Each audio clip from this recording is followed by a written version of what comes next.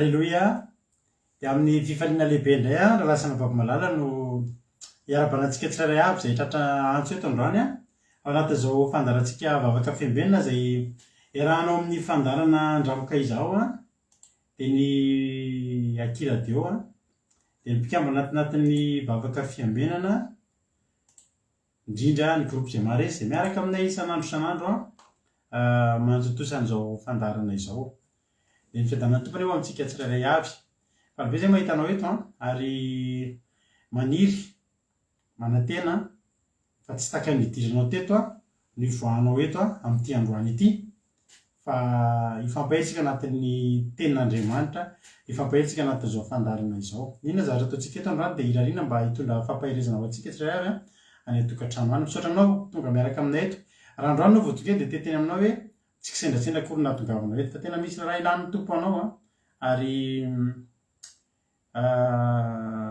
resy lahatra fa tena hoe takany mba himanan-kajana eto mihitsy ianao ndraisan'Andriamanitra anao raha ho avy amin'ity alina ity ianao ka tonga haneritry tena hiaino tenin'Andriamanitra dia mahereza maharitatra amin'ny farany adindray sasany ny raha antsika eto adindray sasany ianoantsika hira vavaka atoroteny famelabelarina ny toroteny hatramin'ny vavaka ho an'ny firenena dia ho ataontsika eto ka dia tahiny tompo maharitatra amin'ny farany. Antsika izay fa paketo kosa dia ara-pena manokana raha latody izay niaraka tamintsika teto androany izy nihitra voalohany teto dia fahasoavan'Andriamanitra ny eo aminao raha latojo ary tena hoe avy amin'ny vazatany efatra mihitsy no andefasan'Andriamanitra ny fahasoavany tena anenjika anao araka iriny hoe manaraka mihazakazaka manenjika ny fahasoavan'Andriamanitra dia ho toy izany koa ny fahasoavan'Andriamanitra aminao raha latojo.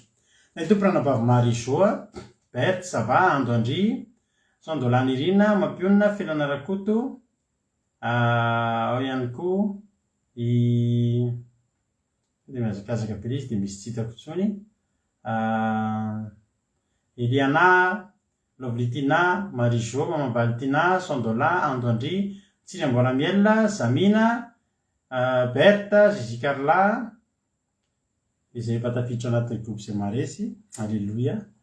Ao ihany koa i Mama Valitina hoe Manambotso Erika Raka Kodanela artizana de Madagasikara Rababilina Mamy Salandry Erika Raka Nirina Rodriguez tahiny Jesosy alindray mahitanao.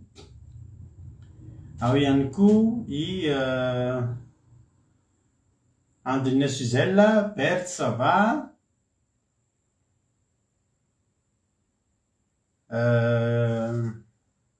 Soameva Randalina Marie Charline Kodanela iza koa Verselina Kadaka Yama Sandra Akonina Koda Leonie tonga soa daholo isika rehetrarehetra. Razana Monika Mama Valitina efa teneniko teo. Andrina Suzelle Mama Valitina fambeazana fitahina tahiny Jesosy. Tahiny Jesosy ihany koa i Nory Malala Seheno Fanilo Zapon-dramanana ny aina mahiny soa tahiny Jesosy. Mama Jenika tahiny tompo tonga soa. Jonatana Alleluia tsy sisy orina raha latojo.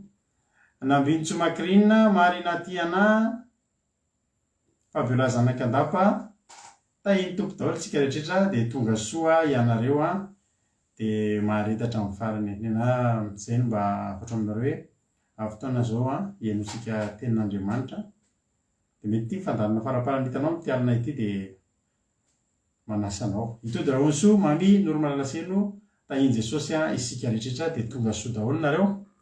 Androany tsika dia araka amina olona vaovao be mihitsy izy ny vavaka fanombohana eto androany.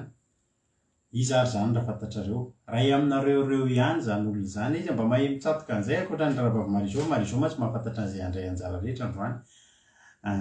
Sy eky izy eo amin'ny groupe izay maresy tsy mahazo mamaly fa izy ary zao mba nareo mpijery reo izy aminareo reo ary zao mba hanao vavaka fanombohana vaovao be androany mihitsy izy vao hiaraka amintsika eto dia mpamitsatotsatoka kely tsika dia aoriana zany vavaka fanomboana taony zany dia nitondra ny tenin'Andriamanitra eto kosa raha zana Monika dia nivavaka ho an'ny firenena dia ranabavintsika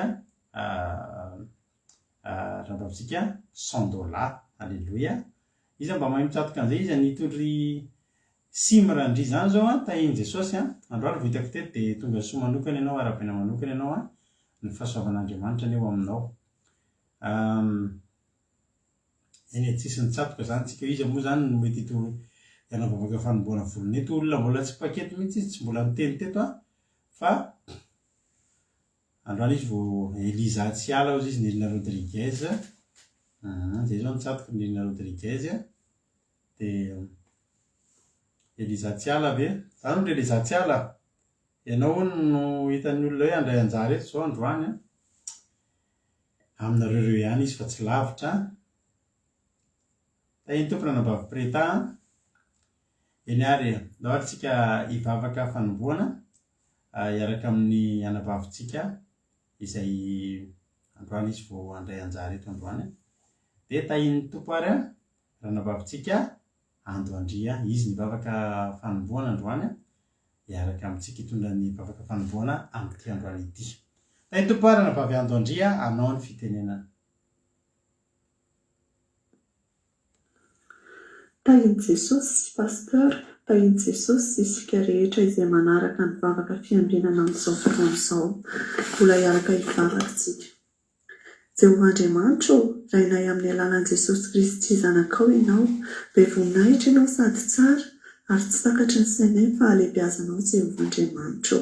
Mankasitraka fa mbola nomenao tombonandro izahay, afaka mbola tafavoreto indray, afaka mbola miantso ianaranao mahery. Jesosy malalo mangataka aminao aho, mamindrafo aminay rehetra izay manatrika eto, mamelany elokay tsirairay avy ka tsy misy hevitra hampisaraka anay aminao fa hoenonao ny vavaka izay ataonay eto ary ho feno fanatrehanao tanteraka ny fotoana izay ataonay eto.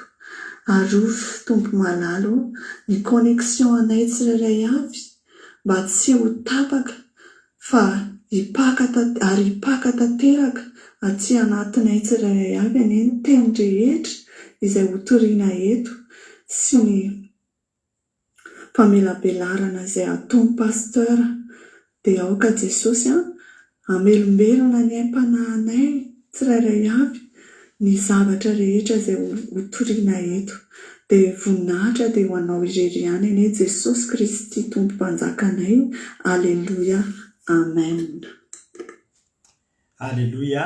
Mankasitraka indrindra andranambavintsika Andoandritsika tanaty zavatra fandraisana anjara izany hitanao amin'izany fa azonao atao tsara ihany koa ianao any tokantrano io azonao atao tsara ihany koa no mandray anjara eto raha tianao ny hanomboka andeha hanao asan'Andriamanitra fotoana izao dia andaontsika hiazakazaka dia afaka ianao io koa afaka mandray anjara ohatr'izany mitena mandefa MP amiko ianao dia atoranao zavatra tokony atao dia mivavaka manomboka mandray anjara amin'ny asan'Andriamanitra.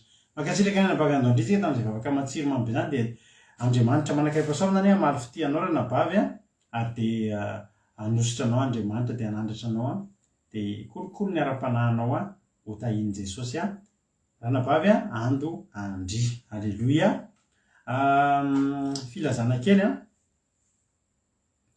amin'ny fandraisana tamintsika eto fa amin'ny 20, 21, 22 sika dia hiditra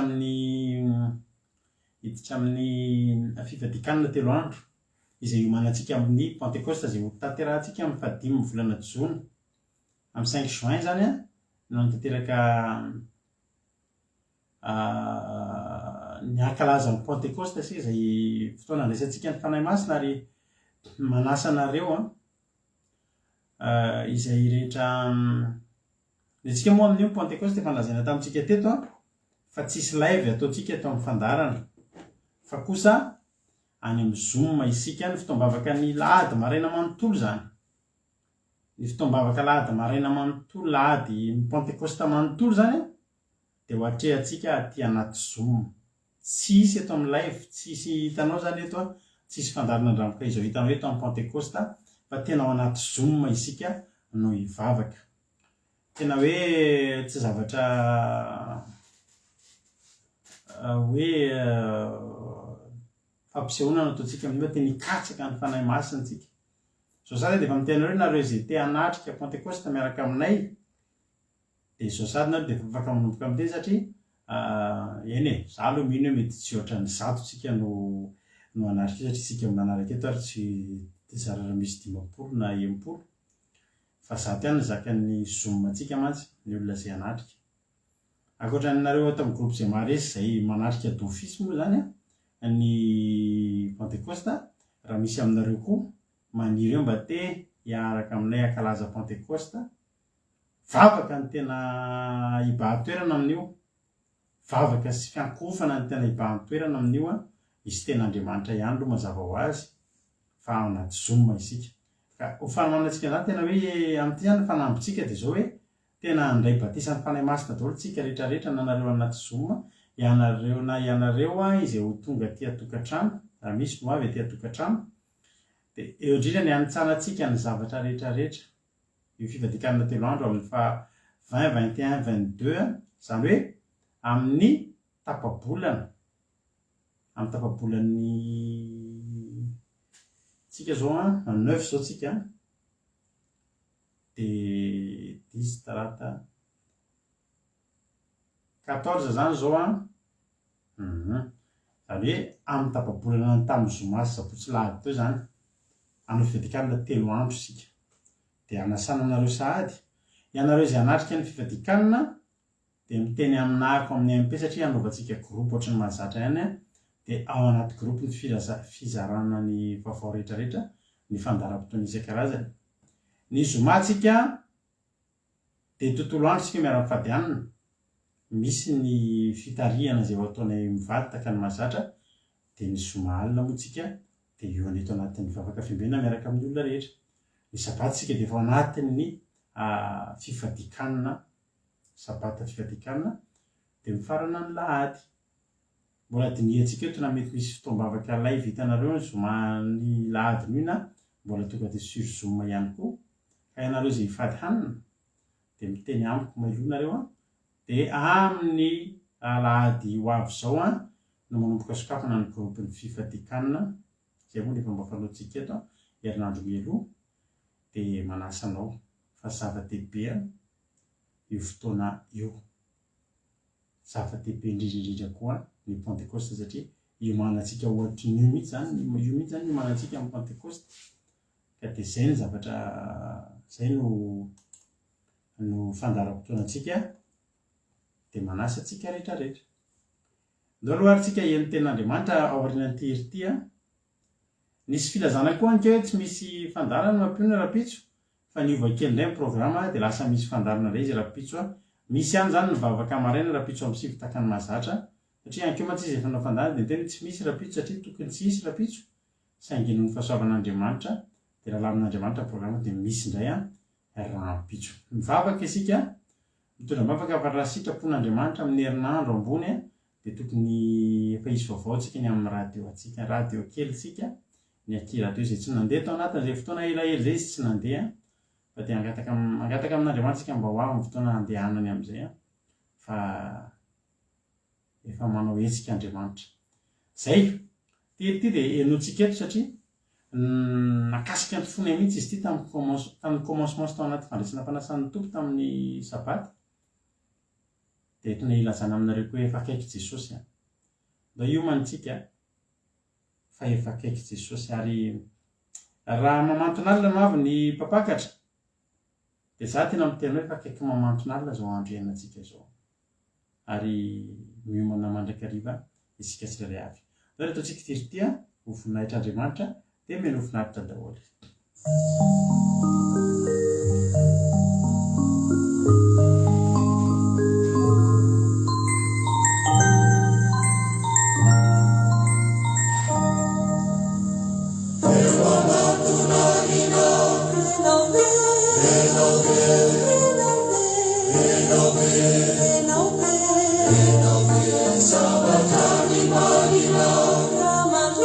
Rama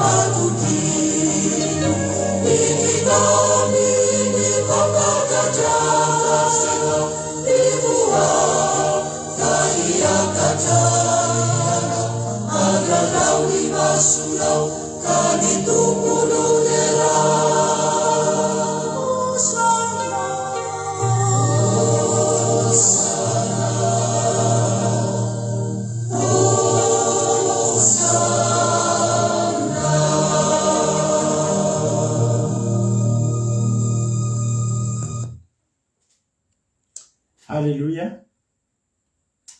Tena latsaka mihitsy ny ranomasonay tamin'ny sabata nanao an'iny iriny na averimberina. Tena marina zany fa efa akaiky Jesosy ry havana malala. Andaontsika tena hoe hibanjina an'izany fiavian'i Jesosy zany amin'izay. Avelantsika ny zavatra rehetra izay tsy sitrapon'Andriamanitra, andeha hibanjina ny fiavian'i Jesosy tsika fotoana izao. Alleloia. Andaontsika ny tenin'Andriamanitra ary efa henonao eto foana moa izany teny izany dia mbola ho henonao eto foana izany. Henon'ny tenin'Andriamanitra avy hatranintsika izay iarahantsika amin'ny ranabavintsika Razana Monika nitondra antsika tenin'Andriamanitra amin'ity androany ity. Dia tonga dia ampandrosoantsika ary izy mitondra antsika ny tenin'Andriamanitra mahafinaritra be. Mbola misy tsy narabaiko nefa taminareo tahaka ny Tiana Rakoto Arzaka, ko Daniela, Fabiola efa narabaiko teo, Tsiry Amboaramiel, Ranabavy Mihaja, Jesosy Mahery, Eliza Tsiala, Antonina Suzelle, Rodine Marie, tonga soa daholo nareo, Rikaraka, tonga soa daholo, Claudia Ravelarso, iny tompo daholo tsika mianakavy. Izay angamba mbola tsy voarapako teo a. Iny Jesosy ary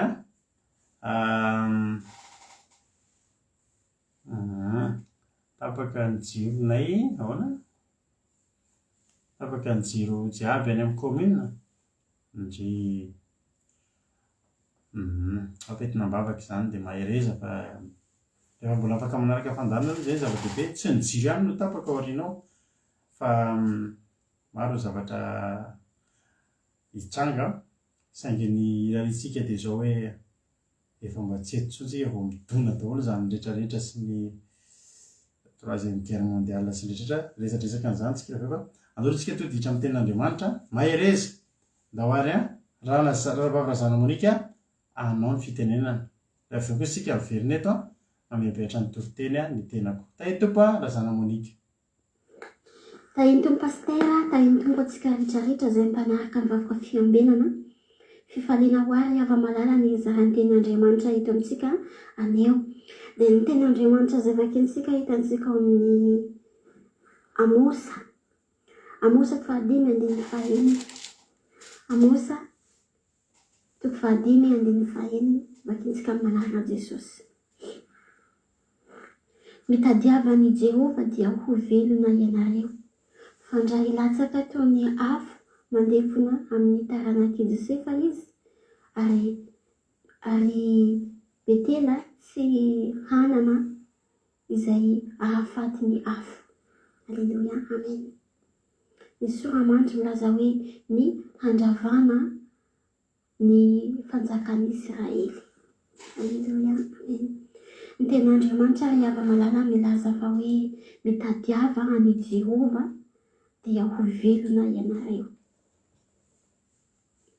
Andriamanitra ary ava-malala dia mbola manapirofo amintsika fosan'andro hoe fa raha mivery amin'Andriamanitra tsika mitady azy dia hahita, ary raha magnitahita azy atsika ny fontsika dia hahita azy atsika. Ka ito ny ten'Andriamanitra hoe mitadiava any Jehova dia ho velona ianareo. Ry ava-malala,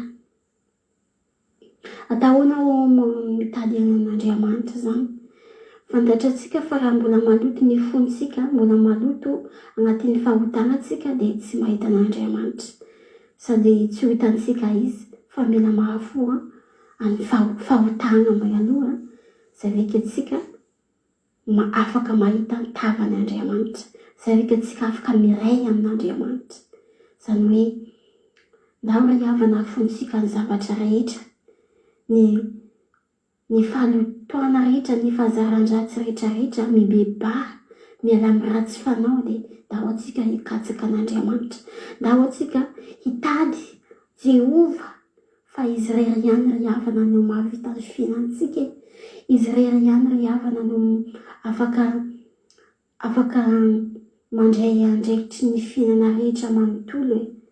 Ary rehefa eo amin'Andriamanitra ny fiainana dia tsy misy zavatra hampatahatro anazy zany, na dia avy aza ny krizy, na dia ino aza zavatra miseho, hipoka ny bomby dia tsy mampatahatro anazy satria efa eo amin'ny tarantanin'Andriamanitra ny mombana rehetra. Alleluia. Ry ava-malala, hitantsika fa efa mahay miroso amin'ny faharavanana izao tontolo izao ankehitriny. Hitantsika ry ava-malala fa tena hoe efa maravarina Jesosy, efa ho avy izy, efa mitranga avokoa ny zavatra rehetra izay voalaza amin'ny Baiboly, ary efa mahay miroso foana amin'ny fandravanana izao tontolo izao. Dia ino mo tiako hatongavana amin'izany ry ava-malala?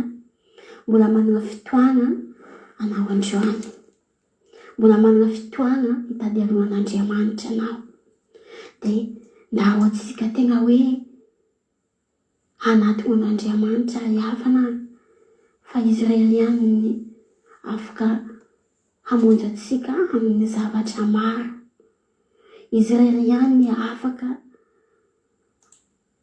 miaraka amin'Andriamanitra atsika ry havana dia tsy orin-javatra, ary azo antoky ny fiainana fa tsy mitovy amin'olo tsy manana Andriamanitra, tsy mitovy amin'olo tsy mivavaka zany fiainana anao rehefa anao miaraka amin'Andriamanitra. Tsy avelany rery anao, ary tena hoe karakaraina ry havana mandalo ady mafy izao tontolo izao ankehitriny. Tsy misy sakafo, tsy misy mandalo ady sarotro, tsy misy zavatra misy, ary tsy mahay mora koa vao mety mahay sarotro foana io, satria zavatra rehetra izay voalaza agnatin'ny Baiboly dia tsy maintsy tanterahina avokoa ireo.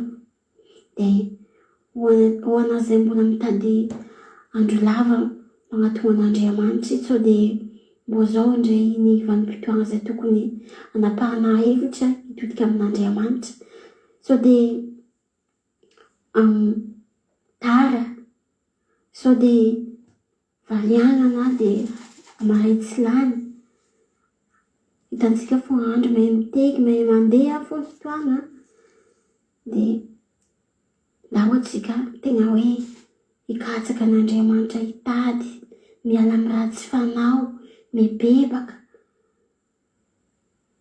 Fa raha mibebaka atsika dia arovin'Andriamanitra amin'ny loza rehetra izay hiatra eto amin'izao tontolo izao. Arovin'Andriamanitra amin'ny izay rehetra izay asany devoly izay manjaka amin'izao tontolo izao.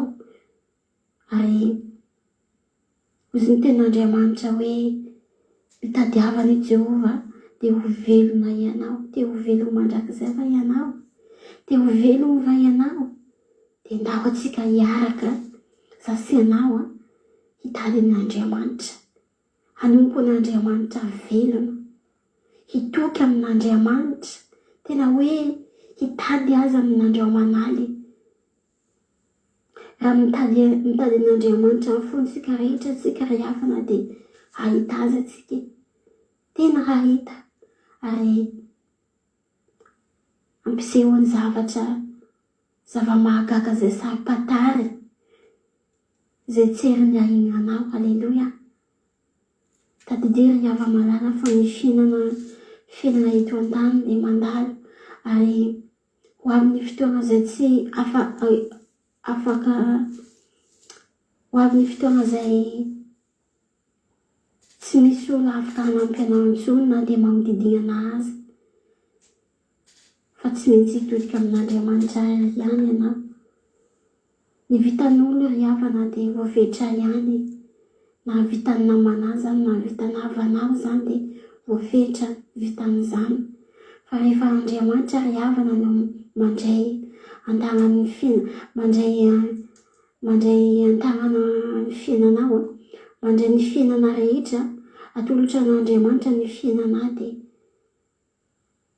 azo antoka fa tsy ho rava zany. Tsy ho rava zany ry havana satria Andriamanitra velona izy vavahantsika io. Atsika ry havana raha tsy mitodika amin'Andriamanitra amin'izao fotoana izao dia atahorana amintsika. Raha mbola tsy halala hiverina amin'Andriamanitra foana atsika, mbola mangatakandro lava foana atsika dia atahorana ny amintsika, tena hoe atahorana satria efa mahay ho tery dia tery ny fotoana amin'izao fotoana izao, efa mahay tery. Sao dia anao laza hoe amaray tsy lany, amaray rampitso, tsy mety mikatsaka ny Andriamanitra, tsy mety manapa-kevitra hiverina amin'Andriamanitra. Zao vanim-potoana tsara indrindra hiverenanao any. Hitantsika fa mahay ratsy izao tontolo izao, ary fahotan'ny zanak'olombelona efa mipetaka eo amin'ny langitra, efa mihoatra. Dia izany ny handravana an'Andriamanitra izao tontolo izao.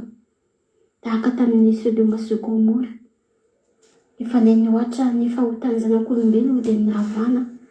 Ary tahaka izay koa ny vanim-potoana izao misy atsika izao, ho avy Jesosy, efa maravana izy ry havana. Ary raha malakono atsika amin'ny zavatra izay miseho izao, tena hoe efa mahaikaiky Jesosy, efa ho avy izy, efa ho avy. Mila miomagna atsika amin'ny ara-panahy, dia voly miasa mamafy zavatra maro samihafa, dia atsika koa tsy tokony atory. Mila miasa foana atsika, mila ampy tsara ny vavaka, fa avy fotoana tsy maintsy handravanana izao tontolo izao. Aza mampiorina ny fona hito fa tsy maintsy ho ravina izao.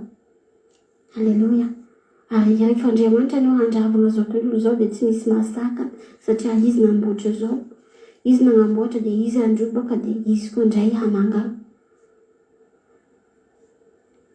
Raha mbola mitoky amin'olo, mitoky amin'ny zavatra maro samihafa, na mitoky amin'ny ino any, na koa mitoky amin'ny dadarabe na maro samihafa, tsy haiko ny zavatra izay tokinao, dia za ty tena aminao hoe avela regny fa tsy avonjana zany.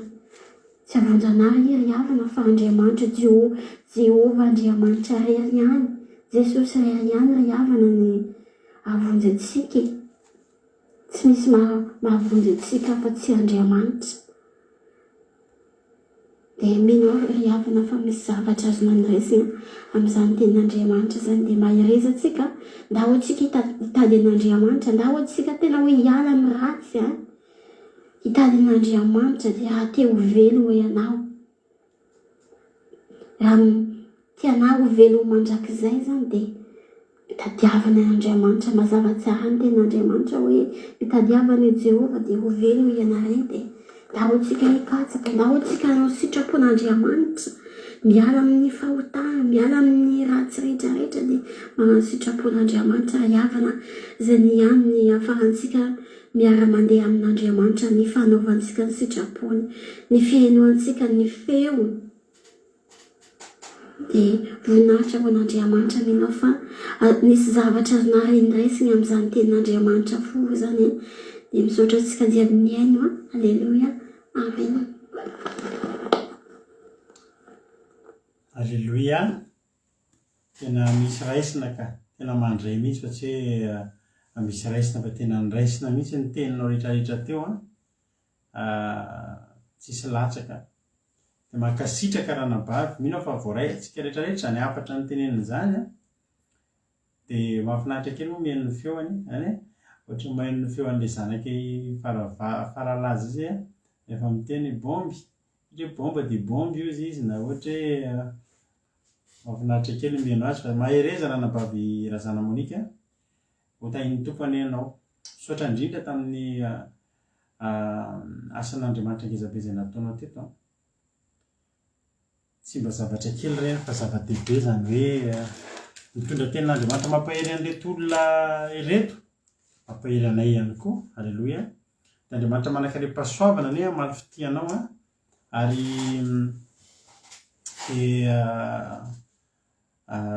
dadarabeo fa tsy dadarabeo. Andriamanitra manankarem-pahasoavana ny mamaly fitianao ranabavy. Misaotra indrindra fa mampatsiahy antsika rehetrarehetra indray ny amin'ny tsy tokony hahavariana antsika.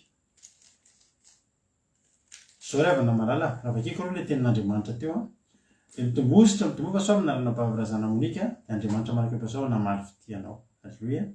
Dia hanositra anao hatrany any Andriamanitra, hametraka anao ho solovavany mandrakariva. Tahian' Jesosy Amosa 5:5. Ty Amosa 5:5 ty mampatahotra izy ty. Tsy hoe zara tena mampatahotra amintsika fa kosa fampitandremana ao antsika rehetrarehetra izy ty. Amosa 5:5 ny Solamady dia niandravana ny fanjakan'ny Israely. Fanjakan'ny iza hoe? Fanjakan'ny Israely. Fa iza moa izay ny Israely zany? Iza moa zany Israely zany? Israely zany dia taranaka. Israely moa dia Jakoba. Jakoba dia novidian'Andriamanitra tao anatin'ny maro, hitondra ny anaran'i Jakoba ny firenena novidian'Andriamanitra. Dia ny zanak'Israely, zanak'i Jakoba. Dia novidian'Andriamanitra tamin'ny firenena rehetra io. Tsy sinoa, tsy Amerikanina, tsy Malagasy, tsy Afrikanina, fa Israely novidian'Andriamanitra tao anatin'ny maro. Akaiky ny fondy, tena tindry, tena hoe nanaovan'ny zavatra rehetra izay azony natao, tsy nitsitsiny rotsakazo, ary tena nialan'ny nenina hatramin'ny farany. Izany hoe manatombony isika reto izany. Raha eo mason'Andriamanitra dia zanak'Israely izany mbola hafa. Nefa dia mahavariana no mahita hoe vao tamin'ny hariva teo ahako dia neno hirahira fiderana dia misy Amerikanina mihira. Dia izao ilay hira hoe you're never gonna let me down, you're never gonna let You never gonna let me down. Zany hoe dikan'izany zany hoe ianao tsy hanary amandrak'izay zany, tsy hamela amandrak'izay ianao Andriamanitra. Le hira tena tsara, hira tena tsara be mihitsy le hira. Fa izao ireo olona zay mihira ireo dia mampalahelo ihany satria mpihira evangelika fa lehilahy mikavona, dia ny vehivavy moa mipataloha dia zareo manao an'ireny le fitafy tena hitanao mihitsy hoe mbola tena tsy hoe mitsara ivelany tsika. Fa ny tenin'Andriamanitra dia miteny hoe raha misy olona ao Kristy dia indro tonga olom-baovao izy. Ary raha ny toroteny mampina tamin'ny maraina dia azonareo an-tsaina mihitsy izany hoe Andriamanitra tsy mamela antsika horovotra akanjo izy mampionona anetiny an'hevitra. Izany hoe tsika reto dia tokony tena hoe hanome endrika tsara, halleloia, hanome endrika tsara an'Andriamanitra. Dia tokony hitory fahamasinana daholo ny zavatra izay ataontsika, na ny fijerintsika, na ny fihetsikitsika, na ny fitafintsika, na ny fandehantsika, na ny firesakintsika, na ny fihirantsika, hatramin'ny any anatin'ny fotsika. Dia le hira izay zao variana be aho mijery andry zareo. Dia zareo amin'io manao an'ireny litareo le hira dia manao le signe satanika ireny ny sasany amin'ny rehetra mbola mijery hira mavesatra ireny. Nareo aza manao an'ireo maka sary dia manao an'le sary le tanana vavy ireny, sarina tandroka ireny, fa ireny signe satanika ireny.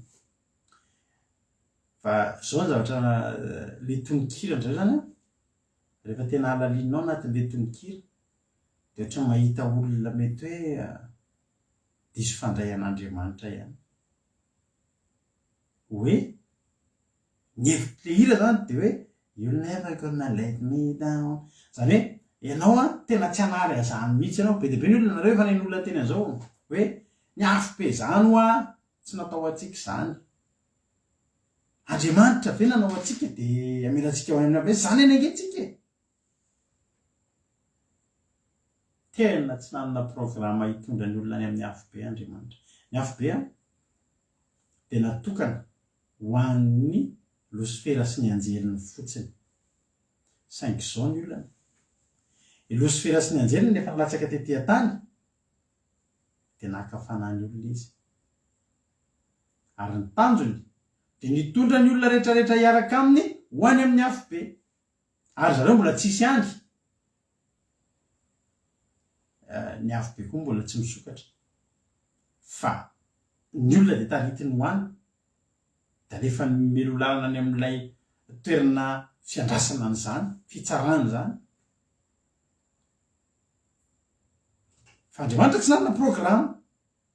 Tsy nanana programa ny andefa ny olona any amin'ny afo be Andriamanitra. Saingy Jesosy ara tsika alain'ny devoly fanahy. Vaika moa fa ny olombelona. Ary izay azony dia tsy entiny ny mpitori-teny Jesosy tonga teto naniraka amin'ny mpianatra mba tonga ny olona firena rehetra ho mpianatra Jesosy. Dia hitandrina izay rehetra nasian'i Jesosy ny tandrema amin'ny mpianatra mba haninona, mba ho voavonjy, mba ho any an-danitra. Ny tanjon'i Jesosy dia nitondra ny olona ho any an-danitra. Ny tanjon'ny devoly dia nitondra ny olona any amin'ny elo. Ary izao eo amin'izay ny olona any amin'ny teny eo atsisy an'izany. Andriamanitra ve dia andefana azy ao any amin'ny elo? Hozy ny olona. Tsika zanak'Andriamanitra, halleloia. Dia ny olona nefa ambadika izay inona ihany ny zavatra ataony? Hanao zavatra tsy araka ny sitrapon'Andriamanitra. Fa matoky fotsiny Andriamanitra ho atsara io. Andriamanitra ho mahafinaritra. Andriamanitra ho fitiavana. Tsy mamela antsika araka le hira teo. Poisiny zareo amin'izany tena dia resy lahatra mihitsy hoe you'll never gonna let me down. You'll never gonna let. Eo daholo ny olona dia varivary. Dia rehefa jerenao ilay tononkira dia ohatra miteny hoe Andriamanitra io tsy ninona nataonao. Tsy mitondra anao any amin'ny elo izany Andriamanitra. Tsy mamela anao very izany Andriamanitra. Fa eto tsika dia mahita fa tsy Amerikanina, tsy zaho, tsy Malagasy, tsy Afrikanina, tsy Sinoa, tsy Karana ny tenen'Andriamanitra. Fa ny fanjakan'i Israely. afaka hitantsika zany fa fanjakan'Israely aza izay firenena tiany, izay firenena tena hoe nofidiny tena tiany tsy anga mbola taty arina noho ny amin'ny Jesosy noho ny amin'ny rahan'i Jesosy noho ny amin'ny Jesosy na tonga antsika zanak'Andriamanitra fa reo nge mbola tany aloha tany fa reo aza noravainy ny fanjakan'Israely. Ole tenin'Andriamanitra enonareo zao teny zao any amin'ny Amosa 5:5 zao andiny voalohany enonareo zao teny zao izay entiko milaza anareo dia hira fahalelovana ritaranak'Israely lavo Israely virjiny ka tsy hatsangana intsony nazera tamin'ny tany izy ka tsy misy manangana azy. Zao ny tenin'i Jehovah Tompo izay tanàna namoaka arivo dia indreo 100 monja sisa ary izay namoaka 100 dia indreo 10 monja sisa no hoan'ny taranak'Israely. Zao lazain'i Jehovah taranak'Israely amin'ny taranak'Israely tadiavo teo velona ianareo fa aza mitady amin'ny Betely na makany Gilgal aza mandroso any Berseba fa ho babo tokoa Gilgal ary Betely dia ho tonga tsinotsinona. Midavany Jehovah ianareo dia ho velona fa andreo ilatsaka toy ny afo mandevina amin'ny taranak'i Josefy izy ary Betely tsy hanana izay hahafaty ny afo dia ianareo izay mamadika ny rano ho zava-mahafaty ary mampiongana ny fahamarinana ho amin'ny tany. Lavo Israely ary tsy hatsangana intsony. Nazera tamin'ny tany izy ka tsy misy matsangana. Andriamanitra rehefa lavontsika tonga teo amin'Andriamanitra lavo ny fiainana nataony devoly lavo dia natsangan'Andriamanitra. Dia rehefa tsika tsangan'Andriamanitra iny tsy lavo ny devoly intsony raha mbola mifikitra eo amin'Andriamanitra koa tsika. Hoy ny tenandriamanitra rehefa Andriamanitra manokatra lalina rehefa manokatra varavarana dia tsisy maharindrina intsony. Ary rehefa Andriamanitra manidy ny varavarana taka ny tao amin'ny varavarana samy fiara dia tsy misy mahasokatra intsony. Fa eto rehefa Andriamanitra ny mahalavo dia tsy misy mahatafatsangana intsony. Rehefa Andriamanitra ny manjera dia tsy misy mahatsangana n'intsony. Satria naninona tsy nentin'ny bebaka ny zanak'Israely. Afaka itsika ny eo amin'ny Amosa 4:4 ny soramanitra dia nianjony Israely noho ny tsy fetezan'ny bebaka. Andriamanitra miala nenina amintsika ihany. Mibeba ianareo fa akaiky ny fanjakan'Andriamanitra. Fa zao na dia izay aza ny fanafody hoe mibeba dia tsy nentin'ny bebaka ny zanak'Israely. Zara tekany amintsika zao hibebaka tsika ary io fifadikanana izay tanterahantsika io dia hiverenantsika tanteraka amin'Andriamanitra mihitsy io. Halleloia. Ny tenin'Andriamanitra ny amin'ny andininy fa mampisainty tenin'Andriamanitra teo amin'ny Amosa 4:4. Rehefa tsy nentin'ny bebaka ny zanak'Israely dia zao ny tenin'Andriamanitra makanesa any Betela ka manota ary any Gilgal ka manota fatratra. Eto Isa-maraina fanatitra reo latsa-dra ary isakaterona amin'ny fafolo-karenanareo. Mandoro zavatra misy masirasira ao fanaty pisaorana ary mety soa ny fanaty sitrapo eny ambarao zany satria toy izany no sitrakareo le zanak'Israely Jehovah. Hitanareo tsika midongy anota io. Ny zanak'olombelona midongy anota anarina isanandro io anota. Dia asian'Andriamanitra mibebaka. Rehefa tsy mibebaka toy izay ndana amin'izay ary manota ndana amin'izay. Ndana makany Betela dia manota dia any Gilgal dia manota fatratra ataovy izay tiany. Dia misy fotoana rehefa misy olona sarotra anary dia ohatran'ny zany ngamba ny teny andrasan'ny olona sisa nareo aza dia maditra ohatran'io nareo andao antsika hivavaka. Dia mbola manao ny ataony ihany ilay olona. Dia farany tenenina ndana ary manota dia manota fatratra. Ary ny olona tenen'Andriamanitra zany hoe manota dia manota fatratra zany tsy ho jerena intsony iny. Eo amin'izay manara-po ianareo tsika rehetrarehetra reto andao ataoko hoe tsika fa tsy hoe nareo mbola miezaka manota etsiroa any amin'ny takotakony. Amin'ny fotoana ny tenin'Andriamanitra tsika ndana ary manota ndana atovy amin'izay. Atovy. te inona aby zavatra tianao atao mety maneritery anao hatramin'izay ka ozany hoe teritery materitery ny fivavahana ohatra inona aby mety fahotana hitretanao hoe mbola tsy voafehanao de ozany hoe fivavahana koa moa za mivavaka efa tena occasion ngeza be mety mivavaka koa ao fotoany tena n'Andriamanitra ndana aza sina ay ndana manota fatratra rehefa tsy mety mibebaka Andriamanitra kely avana misy fotoana tena miteny an'izany arety teny zanak'Israely ampilazantsika zany hoe ny tena Andriamanitra hoe any amin'ny Amosa any Amosa toko fahenina andiny voalohany vakianareo ty teny ty Amosa toko fahenina andiny voalohany ao ambadika eo manao hoe lozany reo miady anao zina sy reo mitokotoko foana tendrombohitra Samaria de reo nalaza tamin'ny firenena malaza indrindra sady atony ny taranak'Israely misy olona miadana de matokotoko foana izy tsika ho azy efa milamina ho any antsika ny lanitra zany ozy ny olo inona foana tianareo mitady an'Andriamanitra inona foana ty fifadikana inona foana ty zavatra ny fakapanahy teny ako anao fa be lavitra raha miohatra fanantonantsika an'Andriamanitra adiny ray sasany kely tika mba irahantsika amin'Andriamanitra fa ny tontolo andro tsika vao fakapanahy tsy fakapanahy hitantsika any ambadika any avany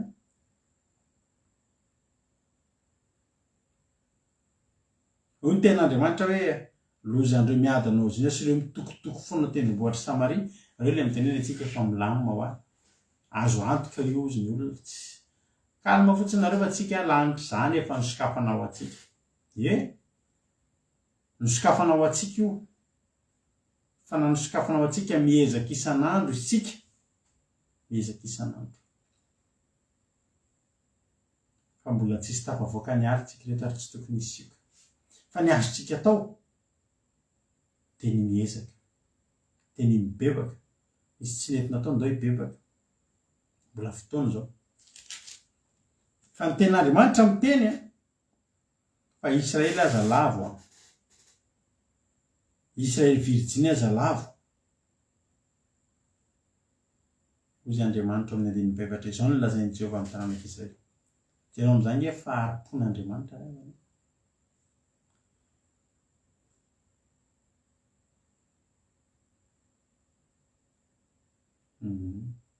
jerenareo amin'izany fa maharipon'Andriamanitra ary izy efa miteny hoe ny anjony zanak'Israely no tsy fetezany bebaka de ato izy efa miteny fa ny andravana ny fanjakan'Israely fa milohan'ny andravany mbola miteny ndray izy zao ny lazainy Jehova amin'ny taranak'Israely tadiavo de ho velona ianareo na de efa voatenin'Andriamanitra aza ny fahafatesana azony zanak'Israely mbola Andriamanitra mbola miteny foana mitediavana de zao hosoloko fahavelomana le fahafatesana misy olona meno an'ity teny ty eto androany tena mety ny lanin'Andriamanitra nenina firina azy itsika hoy ten'Andriamanitra ny diny fadiny aza mitady amin'ny Betela na makany Gilgala aza mandroso any Berseba fa ho baby Gilgala ary Betela ho tonga tsinitsiny tanitsiny izy tena makanisany Betela ka manota ary any Gilgala ka manota fatratra fa na ny teny an'izany ary izy aza manao tahaka ny hoe eny ary fa de nao efa niteny fa andeha hanota zany zay de efa lasa zany zay Jehova tsia mbola miteny Andriamanitra mitadiavany Jehova de ho velona ianareo fa andao ilatsaka toy ny afo mandevina ny taranak'i Josefa izy ary Betela tsy hanana zay ahafaty ny afo misy rehefa hoe misy afo de misy pompier tonga fa rehefa ny afony Jehova kely na filoham-pirenena ny zao tontolo zao ary tsy afaty ny afony Jehova ary avana aminao amin'ny fiainantsika ndao tena hamperitreritra atsika zany teny zany androany mitediavany Jehova de ho velona ianao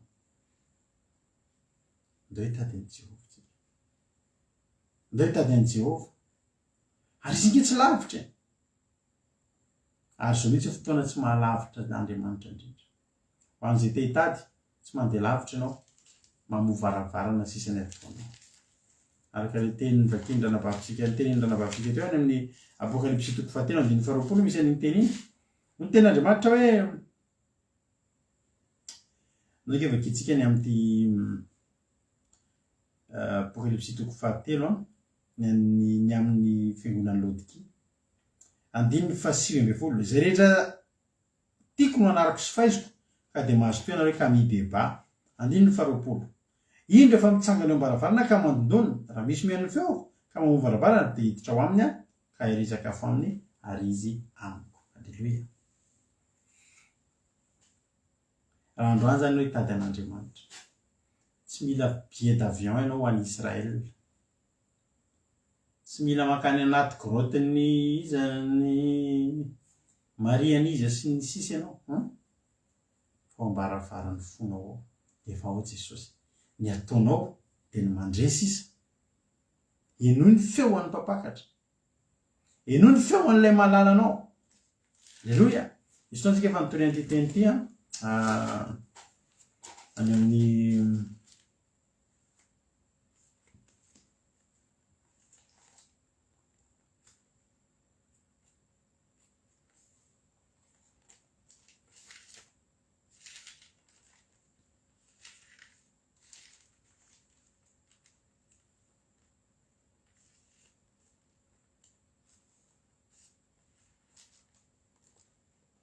dia tena nivandradrantsika.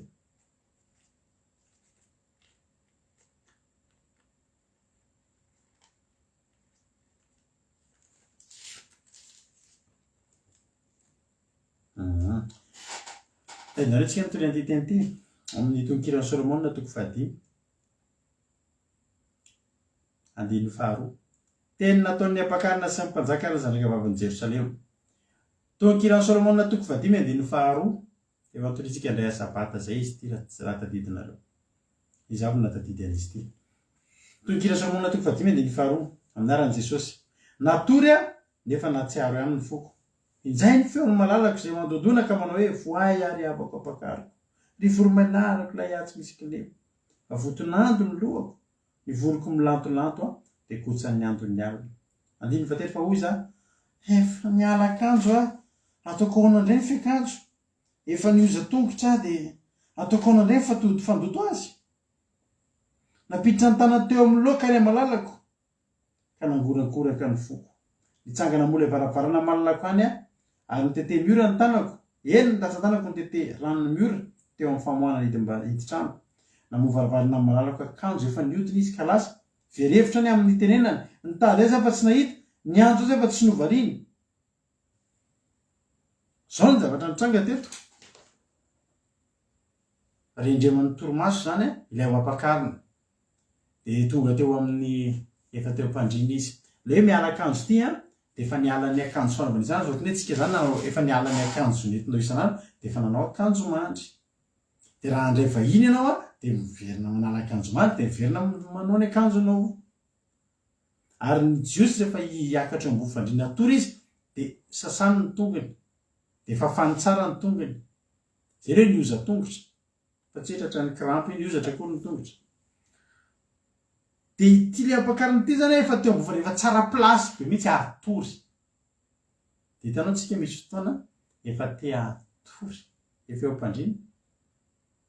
Dia misy zavatra dinitsika ohatra ny atokotany na misy zavatra dia kanto be mihitsika hitsangana eo. Nareo manao zany indrindra rehefa andro ririnina efa mahazo hafanana ny ambony fandriana ianao dia misy zavatra dino any ambany, misy jiro tsy mipika na zavatra dia kanto be ianao hitsangana anao. Efa nioza tongotra. Toko ahoana tsony ny fidiny tena marina, tena aloha ihinana an'io dia efa fa aloha izay ampola iray tsy mahampandry. Teto natakalon'ilay ampakarina torimaso ilay nandondona tao ivelany. Iza ilay nandondona tao ivelany? Malalany, ny mpapakatra. Dia nandondony ilay mpapakatra efa tena efa tratra ny ando fa mba voay ry malala kory voromailala kory celui je t'aime. Matory rehefa ohatry ilay faharendrema. Zany efa nanao akanjo mandry dia fondra eve za amin'izao dia ni-insiste ihany ilay mpapakatra. Dia eo amin'ilay loka zany mampiditra ohatry ny tsika ilay ampidiriny eo amin'ilay loka kely ny tanana dia mitady an'ilay karetsaka. Mitady an'ilay famoahana ilay varavarana. Fa tsy voavoany. Avy aty anatiny ny famoahana io. Jesosy tsy manao forcer hiditra anatin'ny fonao. Fa ianao mila manokatra. Tsy lavitra izy, efa eo am-baravarana izy, ny olana amin'ny olona ka miala eo am-pandriana. Mahafinaritra loatra ny tsondry torimasony ity torimasom-pahafatesana eto amin'ity zao tontolo zao ty mahavariana ngeravana ny zavatra eto amin'ity zao tontolo zao ty raha sena mamaky baiboly ianao nefa misokatra ny telefoninao misy Facebook tena mbola Facebook io mahazo olona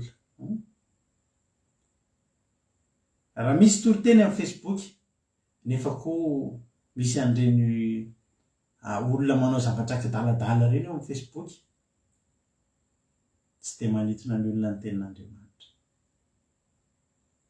zava-mampatory ary ny devoly dia mitondra fandriana mafana mampatory ny olona ka Jesosy efa mandondona ao ivelany ao dia tsy vohain'ny olona fotsiny hoe zangy efa tsara toerana be amin'izao dia mbola andeha hitsangana indray ve za riavana malala raha za teteny aminao tsy ho tonga aminao anie zany andaotsika hitady an'i Jehova andaotsika teny hitady an'i Jehova riavana malala ndao hitady an'Andriamanitra tsika ndao hiverina ndao io ohatry ny sary natao mampion'ny mihitsy nampalelo le malala ao izy izay andao hiverina ndao hitady an'Andriamanitra tsika raha zao tsika ny tafaverin-dalina sahirana tsika zany ty ampahirantsika rehetra hoe araka io irana ataontsika teo io efa mamantona alina zao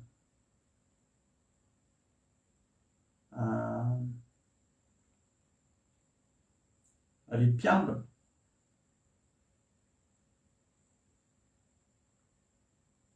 taky ny ahoana moa zao lera izao raha tsika manana famantaranandro mafantatra ny lera tongavan'i Jesosy tena tsy fantatro tsony zay mety zavatra nataontsika milohany ny adiny iray milohany atongavany tetezina daholo ny manana lelo aminao tena oneranao avy telo eny sy efatra eny nyjarainao tamin'ny tsy marina taman'olona tady famelan-keloka sy fihavanana amin'ny olona rehetrarehetra ianao mandohalika mivavakadiny efatra ianao raha pitso maraina vao mitsangana fa tsy manana an'izay tsika za teteny amintsika nefa hoe ny teny efa nilatsaka fa horaven'Andriamanitra ny fanjakan'Israely aza mbainao no isan'izany olona mitokotoko foana mitoko teny fatratra hoe zaho tsy fon'Andriamanitra zany tena tsy fon'Andriamanitra tsika raha manao ny sitrapony tsy fon'Andriamanitra tsika raha manompo azy fa ny zanak'Israely tsy netiny bebaka nefa zanak'Israely tena nafony aby tena niravainy teny amintsika rehetrarehetra androany hoe mandondona eo ambalavarany fonao Jesosy androany aza vela mangatsika ao izy sokafo ny varavarany fonao avy any anatiny famohanana io niezaka ihany Jesosy nitady ny famahana tao an'le anatiny natsofiny tanany olona tenin'Andriamanitra hoe natsofiny tao amin'ny napiditra ny tanany teo amin'ny loka ilay malalako tena ngorakoraka ny foko eritreretinao zany herin'Andriamanitra hafa vao ny tanany fotsiny no mitsofoka amin'ny lavaky ny varavarana dia efa nangorangorana ny foko mainka fa izy nitafiditra eo ravana miandrandritsika amin'ny Pentekosta ngorana tena izy tena rivotra ifofofo anatin'ity tokantrano ity andray lelafo lela mitarehinafo avokoa tsika rehetrarehetra zay tonga ty sy izay ao anaty zomo zany ny fanaritsika Jesosy rehefa mamangy na ny tanany fotsiny ary mitsofoka ao amin'ny loka dia mangororo ny fon'ny olona ao anatin'io trano io mainka fa izy nitafiditra eo ho tahiny tompany itsika rehetrarehetra za matoky sy mino aho fa anisan'ny olona tsy hanao sangisangy ny ara-panahinao tsony ianao manomboka eto isy lahatra n'izany aho zao tsy ataontsika sangisangy io satria Andriamanitra miandrandratsika Andriamanitra mila tsika mila anao miverina izy nefa ngery havana rehefa raha ny tena marina tsika mila an'Andriamanitra Andriamanitra ngery havana na tsisy atsika ary tena teneniko anao fa izy misandratra foana an-danitra hoe efa misy olo-masonao so tsika mampahana teo hoe mieritreritra hoe raha tsy sisy atsika Andriamanitra dia tsy dia makaiza. Tsika ny tena vita tanteraka ny amintsika raha tsisy an'Andriamanitra.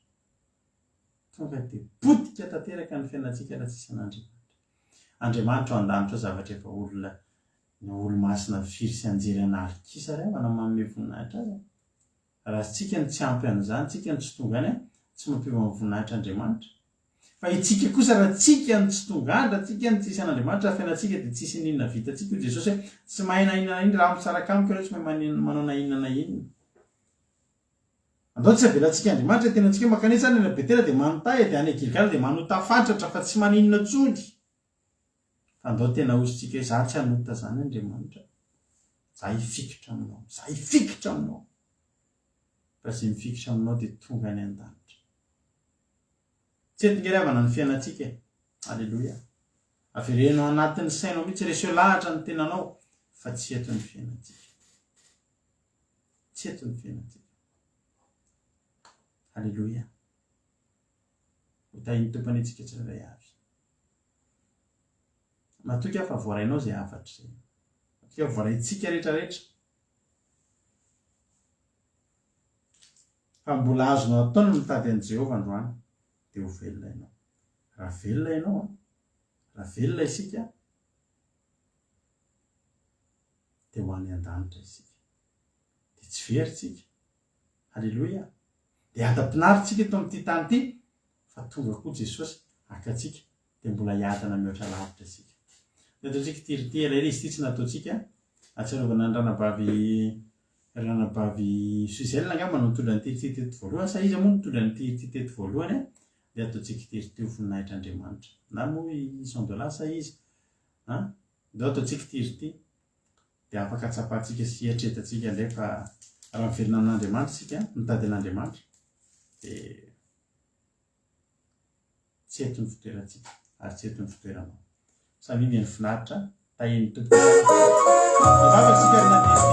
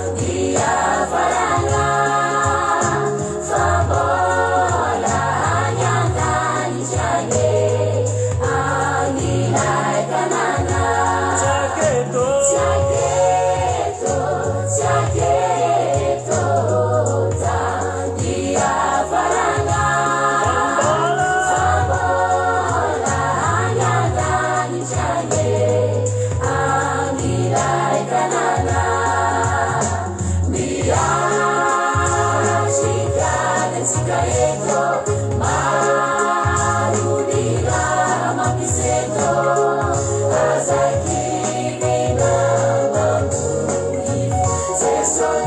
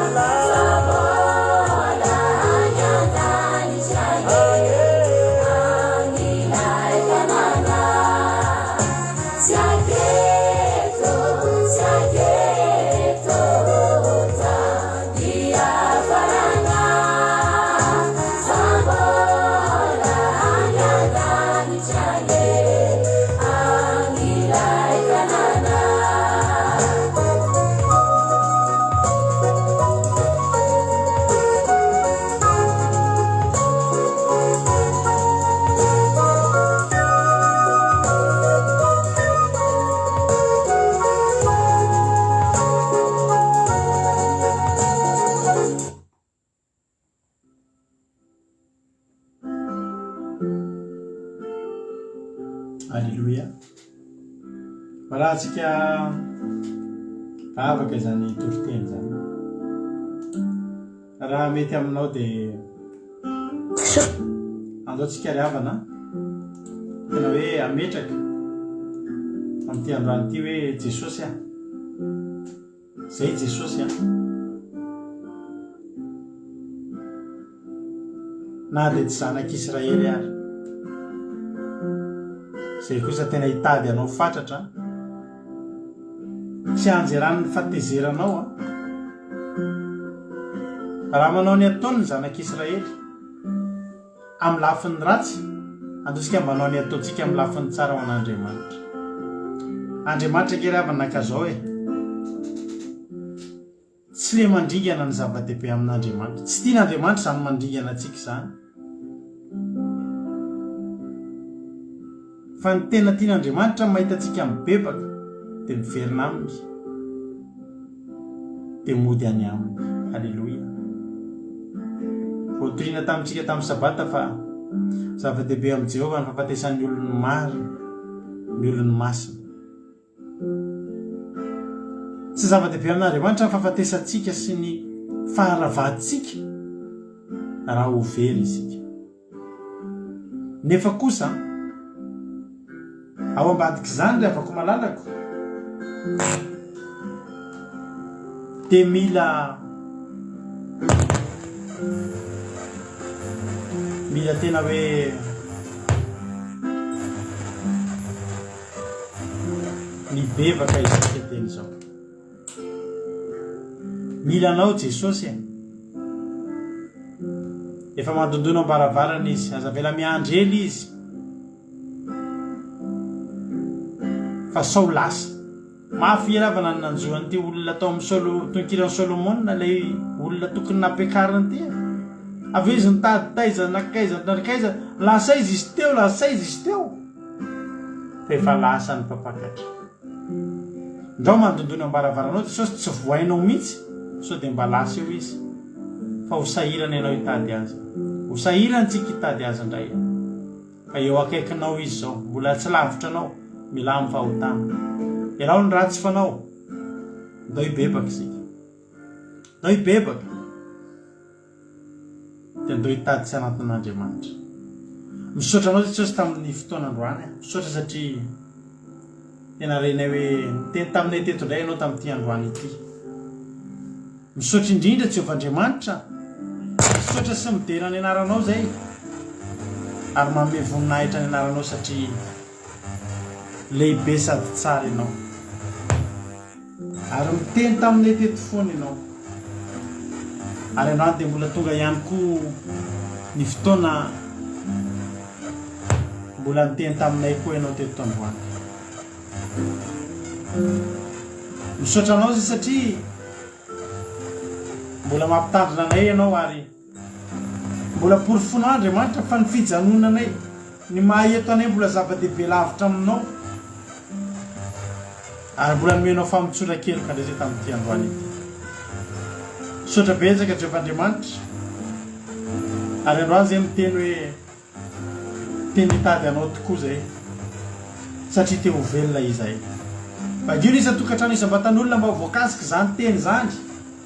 Magiro isa tokantrano isam-batan'olona mba ho voakasika zany teny zany Jehovah'Andriamanitra ka hitady anao. Tena hoe hitady anao ary anatenan'izany fahavelomana zany. Sotra ray eo fa ny anomasina anay hamita ny asa zay tsy vitako teto androany.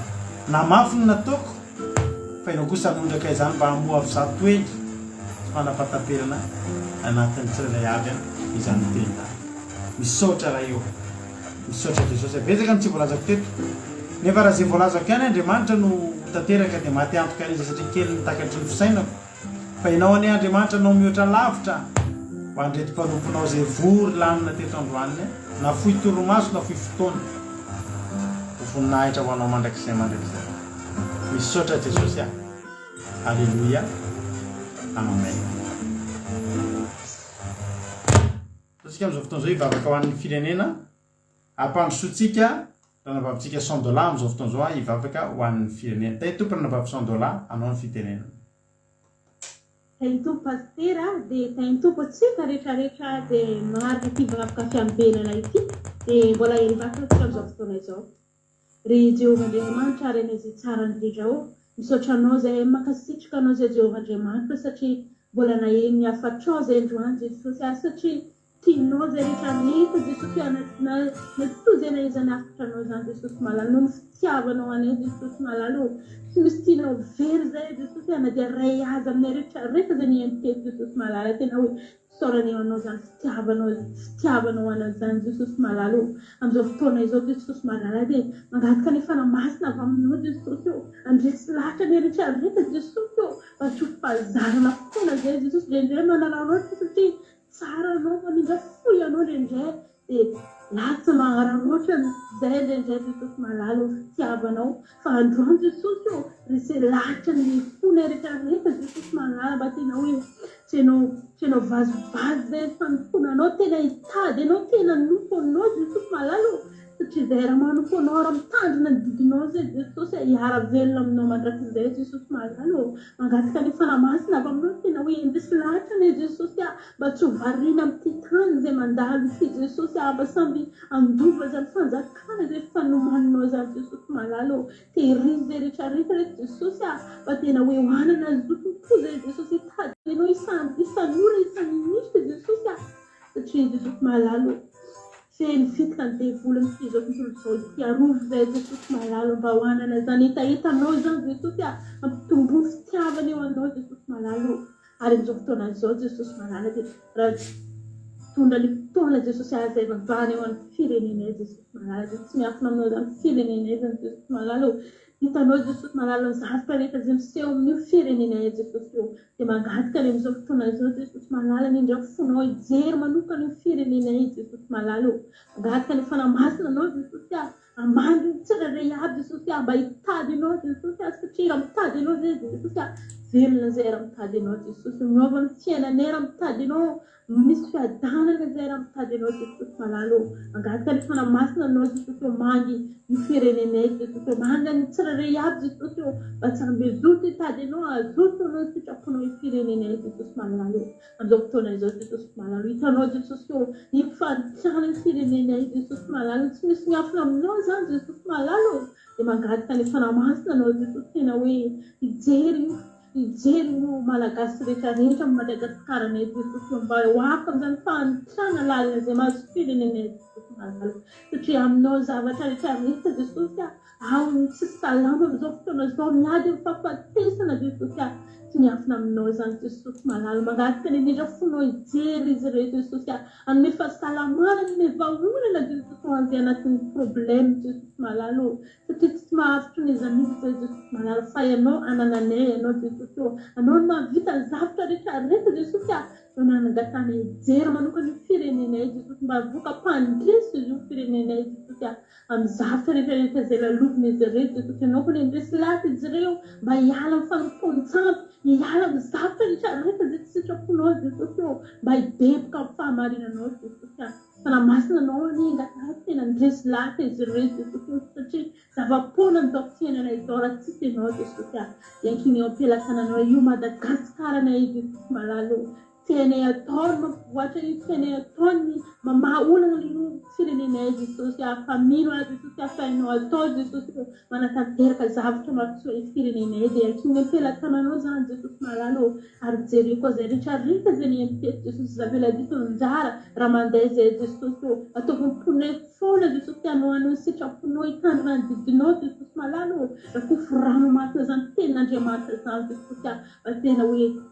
hitandremanay sy hankatoaviny amin'ny fiainanay Jesosy sitraponao dia akiny am-pelatananao zany vasoka izay raha torina andeha hiasa izay rehetrarehetra Jesosy fanamasina no hitaridalana anay izay misaotra indrindra Jesosy misaotra Jesosy malalo voninahitra ho anao rery ary mandrakizay aleluia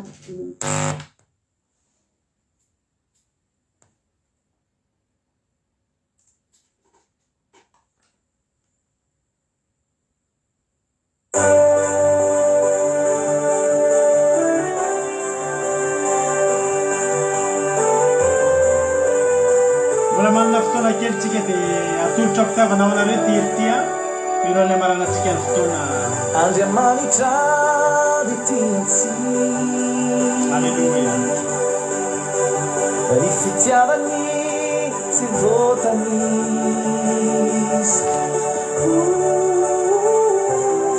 saintsaino fa izy tsy sasatrany ao Andriamanitra dia laina raha sola faka izy tsy manary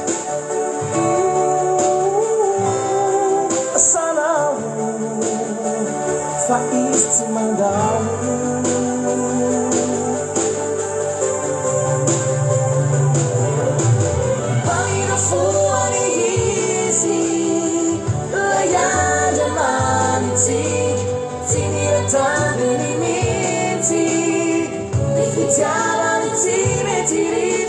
Ayo anandana izi fanantina wazira mandava ini deraswa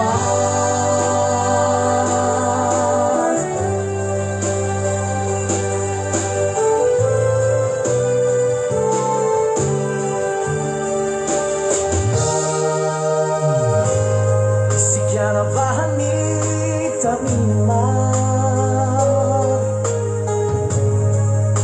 nampanzakain tany zavaboary ino nintsony fa ny zava-drehetra fa foy izy tsy mba manao andronompo raha ibebaka raha izy nantanandro izy ilay ten'Andriamanitra ray